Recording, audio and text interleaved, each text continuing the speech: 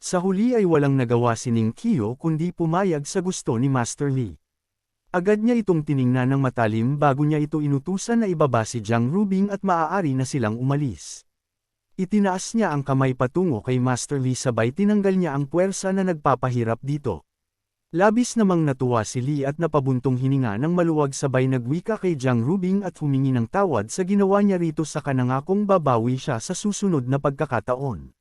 Nang tuluyang mawala ang puwersa na dulot ng scepter ay agad na bumalik ang lakas ng lahat kaya marahan na niyang itinulak si Jiang Rubing papunta kay Ning Qiu. Sinalo naman agad ito ni Li Yunxiao at dahil patuloy pa ring umaagos ang dugo mula sa leeg nito ay nagmungkahi ang ating bida na siya na ang bahalang magpahinto ng pagdurugo. Samantala bago tuluyang umalis ay tumingin si Demon Lord Shang kay Li Yunxiao nang may komplikadong ekspresyon bago siya bumaling kay Ning Qiu at ipinaalala na ang 8 manifestations ng Death God Palace ay walang kinalaman sa monster race. Hindi rin daw ang mga ito kabilang sa mga taong kailangan niyang iligtas o isama palabas kaya malaya daw si Ning Qiu na gawin ang kahit anumang gusto nito sa mga ito. Bahagya namang napaisip si Li Yi sa sitwasyon ng tatlo gayong naalala niyang ito ang mga nagligtas sa kanya mula kay Li Yunxiao subalit batid din niyang hindi niya maaaring diktahan si Demon Lord Shang kaya nanahimik na muna siya. Sa mga puntong iyon ay napasigaw na si Jianan at galit niyang sinasabi na hindi raw sila maaaring iwan ni Demon Lord Shang ng ganun-ganun lang. Huwag raw kalimutan ni Demon Lord Shang na ang hideout nila ang naging ligtas na taguan ng mga kasama nito nung pinaghahanap sila ng buong mundo. Sa pahayag namang iyon ay napatawa lang si Demon Lord Shang gayong hindi naman daw siya kabilang sa mga lahi ng mga tao para magkaroon ng ganun kababaw na utang na loob. Parehas lang daw nila ginamit ang isa't isa para sa kani-kanilang kapakinabangan kaya ngayon ay magkakanya-kanya na raw sila ulit kagaya ng dati. Nang marinig naman ni Li ang mga sinabi ni Demon Lord Shang ay saka pa lamang siya nagkaroon ng lakas ng loob na makapagsalita kaya diretsyo na niyang sinabi kay Jianan na wala siyang magagawa para iligtas ang mga ito. Agad namang sumigaw si Little 8 at nakiusap kay Shang na isama na lamang sila dahil magkakilala naman daw ang grupo nila kaya dapat silang nagtutulungan. Tila wala naman narinig sila Demon Lord Shang sa mga pagsusumamo ni Little 8 gayong hindi man lang sila mga lumingon bago tuluyang makalabas sa barrier ng Red Moon City. Sa kabilang banda naman si Ning Qiu na hindi na nagugustuhan ang nangyayari ay agad na nag-utos na hulihin na ang tatlo at ibalik sa dungeon bago pa man daw niya paslangin ang mga ito. Mabilis namang sumunod sa utos ang mga Imperial Guard kaya pinalibutan na nila ang tatlo at tangka na sanang dadalhin ng puwersahan pabalik sa dungeon nang may bigla na lamang silang narinig na isang malakas na sigaw. Kasunod pa nun ay bumagsak sa kanilang katawan ng isang napakabigat na kapangyarihan at kahit nagamitan nila ang kanilang buong lakas bilang Martial Sovereign Realm Expert ay wala silang magawa. Samantala nakilala naman agad ng tatlo ang pamilyar na boses pati na rin ang aura nito kaya laking gulat nila nang isiping nagtungo ito sa lugar para iligtas sila ng personal. Si Li Yunxiao naman na hawak pa rin si Jiang Rubing ay agad na kinilabutan gayong nakikilala niya rin ang aura ng dumating na nilalang at sigurado siyang hindi siya nagkakamali sa kung sino ito. Muli namang naging seryoso ang ekspresyon ni Ning Qiu habang pinakikiramdaman ang napakalakas na killing intent na direktang tumatama sa kanya at sa isip-isip niya ay tanging isang tao lamang ang kilala niyang may kakayahan na makapagpalabas ng ganito. Maya-maya pa ay sumigaw na ang tatlong hangal na nasa ibaba at tuwang-tuwa nilang ipinagsisigawan ang pangalan ng kanilang boss habang naluluha sa sobrang saya. Ang mga Martial Sovereign Realm naman na Imperial Guard ay hindi na kinaya ang matinding pressure na bumabagsak sa kanila kaya sa huli ay napaluhod na silang lahat sa lupa habang namimilipit sa sakit. Nagpatuloy ang matinding pressure sa buong lugar at sa mga puntong iyon ay ginamit na ulit ni Ning Qiu ang kanyang scepter artifact para gumawa ng aksyon. Batid niyang isang matinding labanan ang magaganap sa pagitan nila ni Ling Baiyi at hindi niya alam kung ano ang magiging dulot nito sa Red Moon City gayong halos hindi nalalayo ang lakas nito kumpara kay Gu Feiyang na minsan anong winasak ang lungsod. Sa hindi naman inaasahan na pagkakataon ay biglang naramdaman na rin ni Li Yunxiao ang makapangyarihang killing intent ni Ling Baiyi at hindi siya makapaniwala na muli niya itong mararanasan matapos ng huli niyang makalaban ito noon sa World Ranking. Sa isip-isip niya ay mas malakas na ito kumpara sa dati kaya walang duda na sa nagdaan na mga taon ay patuloy itong lumakas ng walang tigil. Naalala pa niya ang killing intent art na minsan niyang itinuro sa mga mandirigma ng Tianshui Kingdom noong naruroon pa siya gayong kay Ling Baiyi niya mismo natutunan iyon. Ngayon na muli niyang naramdaman ang tunay na killing intent na pinagmulan nun ay hindi niya mapigilan na mahiya dahil sobrang hina lamang nun kumpara sa nararamdaman niya sa kasalukuyan. Bigla namang naramdaman ni Ning Qiu na puwersahang itinatakas ni Ling Baiyi ang tatlong hangal kaya dali-dali siyang kumilos para pigilan ang balak nito. Muli niyang pinagana ang kanyang scepter artifact at sa isang iglap ay sinarado niya ng husto ang void of space ng buong paligid. Kasama pa nun ay ipinatawag na rin niya ang tatlong makapangyarihang protector ng Red Moon City para tulungan siya na asikasuhin si Ling Baiyi. Agad namang lumipad ng mabilis ang tatlong makapangyarihang protector ng lungsod at sa isang iglap ay nalakbay na agad nila ang daan-daan na milya ng distansya. Nadaanan din nila ang nangyayaring labanan sa arena at dahil doon ay bahagyang nabulabog ang dalawang naglalaban na sila Ruan Zimao at Lu Yoxing. Napahinto sila ng ilang sandali para alamin kung sino ang mga mabilis na lumipad sa kanilang itaas gayong hindi naman lingid sa kaalaman nila na bawal iyon lalong-lalo na ngayon na may isang malaking pagtitipon. Samantala ang dalawang mag-asawa naman ay mabilis na nabahala sa paglabas ng tatlong protector ng Red Moon City dahil ito lang naman ang kanilang mga Great Elder na siyang pinakamatatanda sa lungsod. Ang paglitaw ng mga ito ay hindi basta-basta kaya agad nilang napagtanto na ipinatawag ito ni Ning Qiu gamit ang scepter. Dali-daling umalis si Jiang Churan para tingnan ang sitwasyon at bago siya umalis ay inatasan niya si Ruan Hangyo na ipagpatuloy ang kompetisyon kahit na wala pa siya. Nag-aalala namang sumang-ayon si Ruan Hangyo at kahit gustong-gusto niya rin na magtungo doon para tumulong ay hindi naman siya maaaring umalis. Sa isip-isip ni Ruan Hangyo ay siguradong napakabigat ng sitwasyon na kinakaharap ng Red Moon City para ipatawag ni Ning Qiu ang tatlong Great Elder ng lungsod gayong hindi nito maaaring basta-basta na ipatawag ang mga iyon. Maging si Jiang Churan ay walang otoridad na ipatawag ang tatlo kahit pa siya ang City Lord ng lungsod kaya nakakasigurado siyang may isang makapangyarihang nilalang ang sumasalakay sa kanila. Sa kasaysayan ng Red Moon City ay huli nagpakita ang tatlong Great Protector ng salakayin ni Gu Feiyang ang buong lungsod kaya napapaisip siya kung sino naman daw ngayon ang dumating na hindi kayang harapin ng mag-isa ni Ning Qiu. Hello mga hangal, si Boss Hangal ito. Bago natin ipagpatuloy ang kwento ay ibabahagi ko muna sa inyo ang backup channel natin na nilagyan ko na ng mga video. Ang mga makikita nyo doon ay mga latest manhwa na bagong release pa lamang at wala pa masyadong mga chapter. Kung interesado ka sa mga ganong content ay pwede ka rin doon manood habang naghihintay ng kwento ni Leon Xiao na tuwing Lunes lamang lumalabas. Maraming salamat sa suporta. Bumalik ang tagpo kay Ning Qiu at mag-isa pa rin itong pinipigilan si Ling Baiyi gamit ang scepter artifact. Maririnig naman ang boses ni Ling Baiyi na pinapangaralan niya ang lahat ng naruroon at ipinapamukha niyang walang makakapigil sa kanya kahit sino pa raw ang dumating. Hindi nagtagal ay nagpakita na nga si Ling Baiyi matapos siyang dahan-dahan na lumabas sa Void of Space dala-dala ang aura ng isang Great Sovereign. Ang paligid naman na nadadaanan niya ay unti-unting nagbabago gayong ang aura pa lang niya ay sapat na pasirain ang buong paligid. Sa sandali namang makalabas na nga siya at makatapak sa Red Moon City ay isang nakakatakot na ngiti ang agad niyang ipinakita kay Ning Qiu bago niya tinanong kung saan ito kumukuha ng lakas ng loob para harapin siya. Dagdag pa niya habang kumikinang ng ginto ang kanyang mga mata na mukhang ang pagtungtong daw ni Ning Qiu sa Peak 9-star Martial Sovereign Realm ay hindi naging maganda gayong mas lalo itong naging mayabang. Wala naman naging tugon si Ning Qiu sa mga pahayag sa kanya bagkus iwinasiwas lamang niya ang kanyang artifact na nag-transform sa isang espada sabay tinanong kung inaakala ba raw ni Ling Baiyi na walang makakatalo sa kanya. Sa pinakawalan naman ni Ning Qiu na sword intent ay agad na nawasak ang malakas na killing intent ni Ling Baiyi sa buong paligid kaya bumalik na sa normal ang lahat.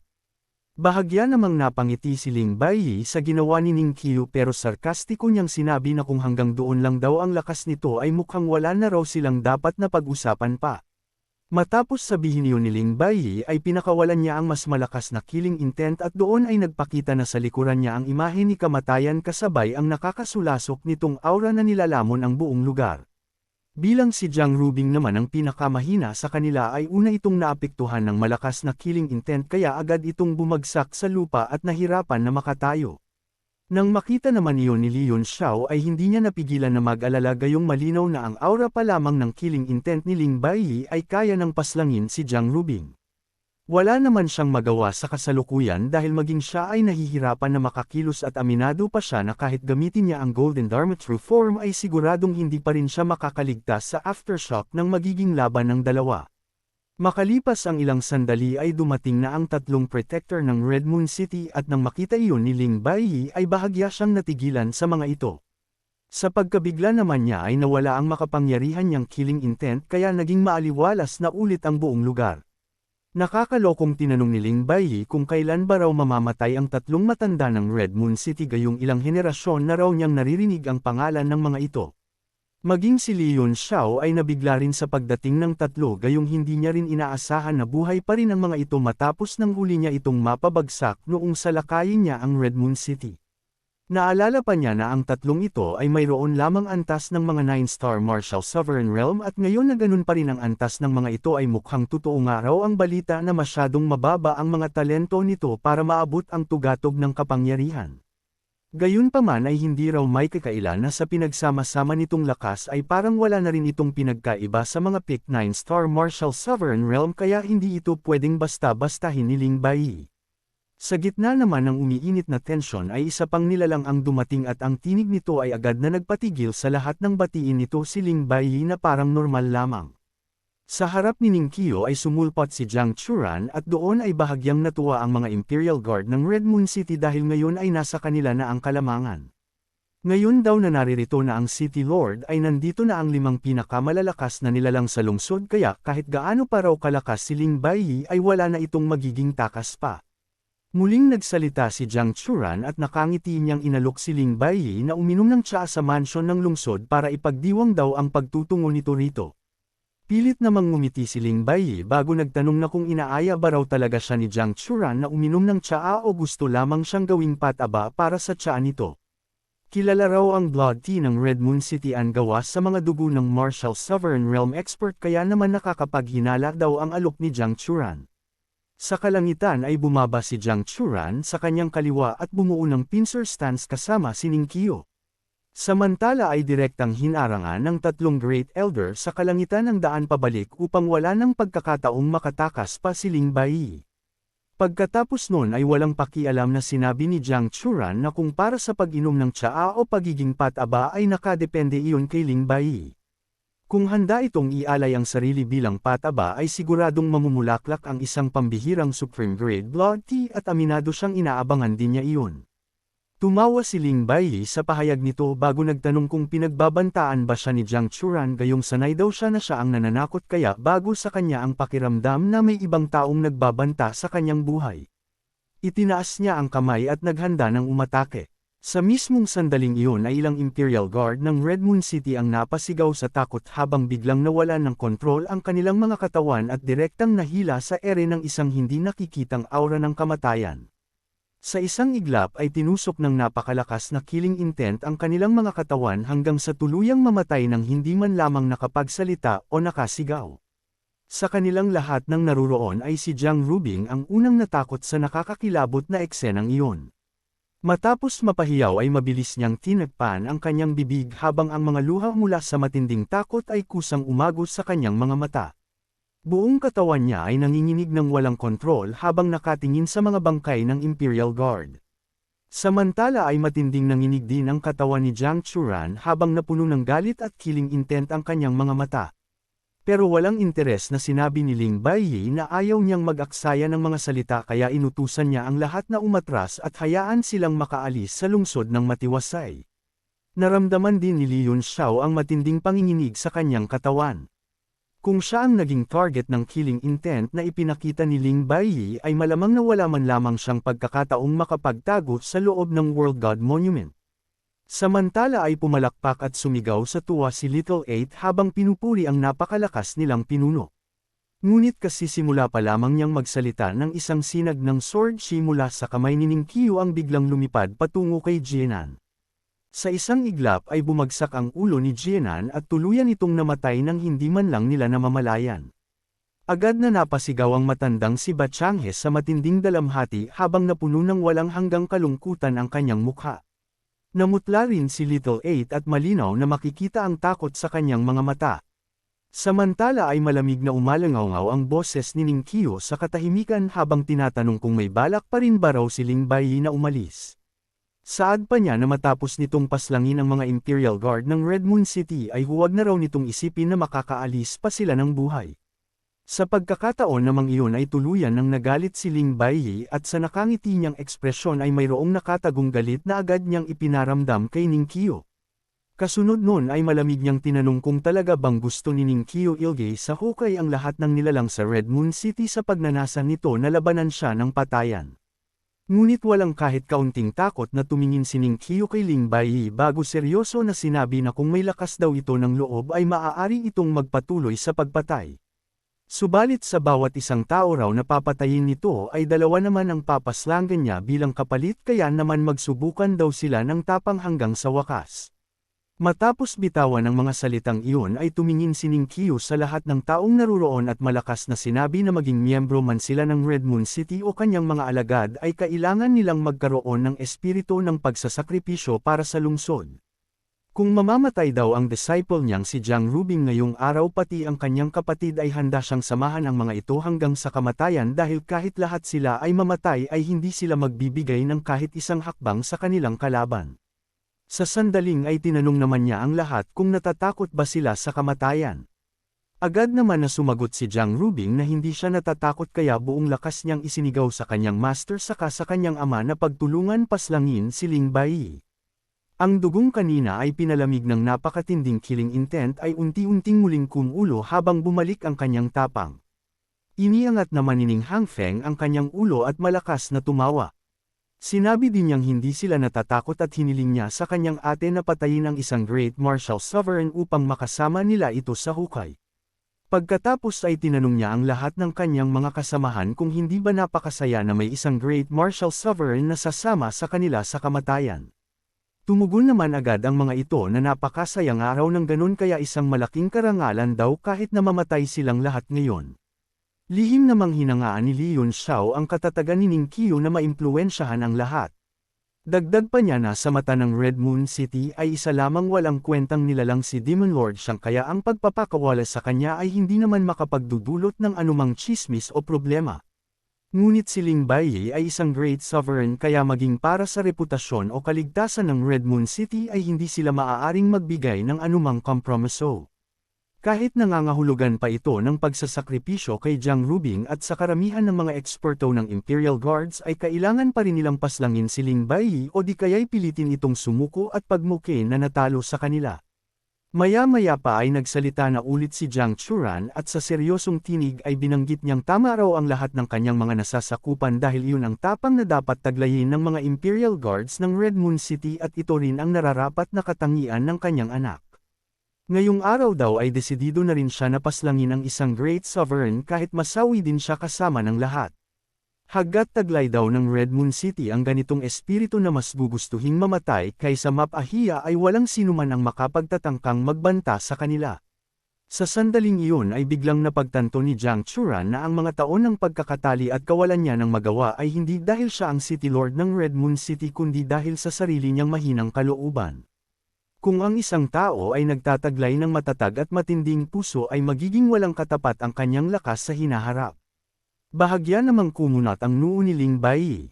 Batay sa personalidad ni Jiang Churan ay tiyak na hindi ito basta maglalagay ng napakalaking panganib sa sarili upang tuluyang makipaglaban sa kanya. Ang taong pumatay kay Jiena ng napakabilis upang takutin siya ay si Ning Qiu kaya nahihirapan siyang magdesisyon sa kasalukuyan niyang sitwasyon. Napalilibutan siya ng 5 dakilang eksperto at kung makatatakas ba siya ng ligtas ay isa pa ring malaking katanungan para sa kanya.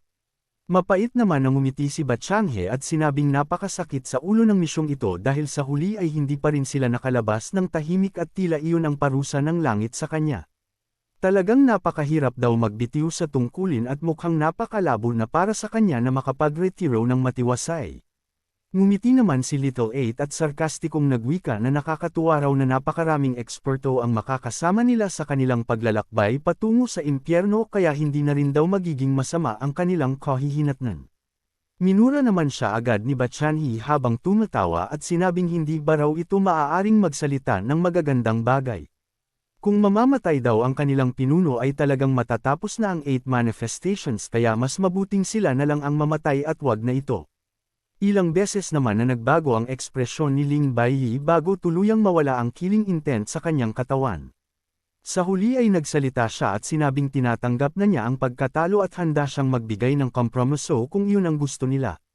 Hiniling niyang sabihin ni Jiang Churan ang kanilang mga kondisyon upang payagan silang apat na makaalis ng tahimik.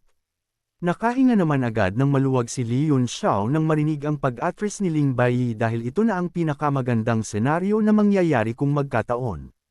Alam niya na kahit magtulong-tulong sila Jiang Churan at Ning Qiu kasama ang tatlong matanda ay hindi iyon sapat para talunin si Ling Baiyi nang walang isinasakripisyo kaya malaki talagang problema kung matuloy ang laban nila.